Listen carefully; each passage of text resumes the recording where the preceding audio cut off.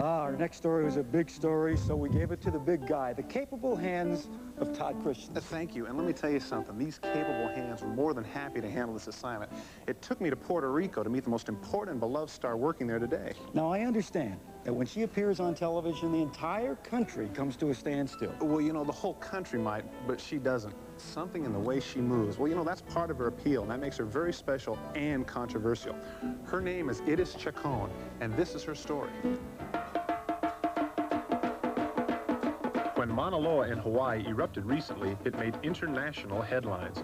But in one part of the world, Puerto Rico, the event was relatively meaningless because the residents there have known a similar earth-shaking phenomenon for the past dozen years.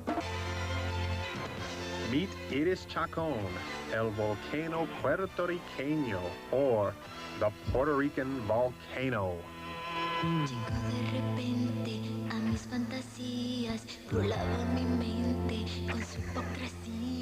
In Puerto Rico, there is no bigger star than Chacón. Over the past decade, her weekly television program has wiggled its way to the top of the popularity charts. Chacón in Puerto Rico, she's unique. Chacón is a good girl, woman. Thank you. I saw, but my wife never let me see it too much. That's something natural in me. I don't try to look like a sexual girl or I don't know. That's natural.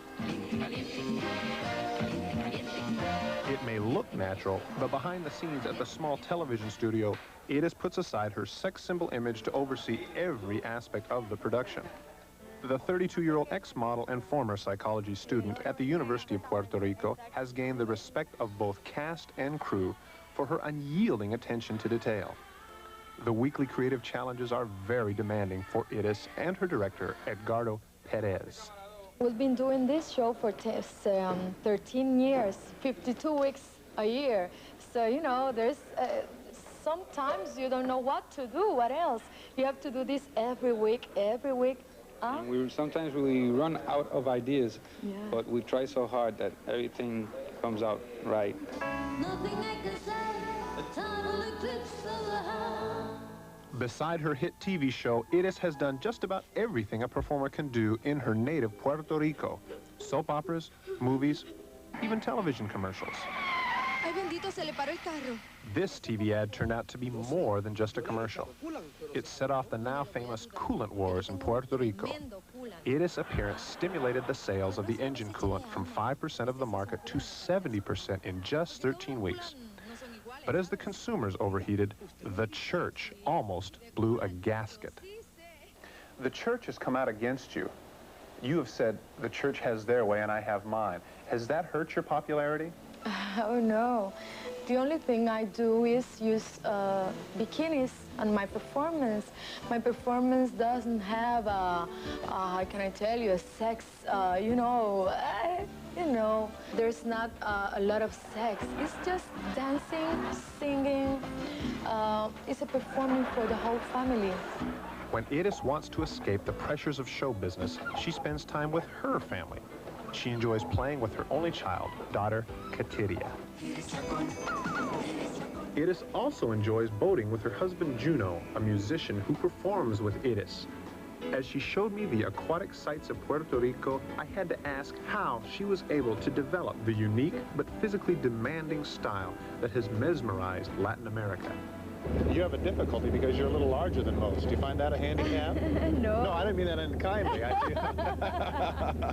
didn't mean it unkindly. I was flattering. Promise. I know what you mean, but no, there's no difference. You know, the size.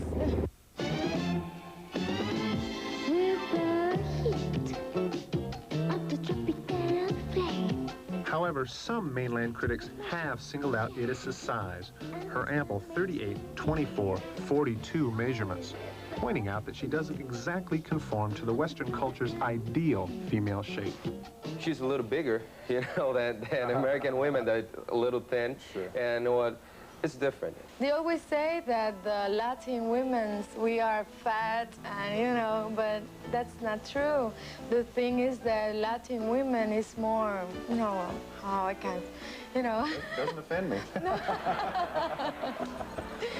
But I want to keep my way of work, of be, and they decide.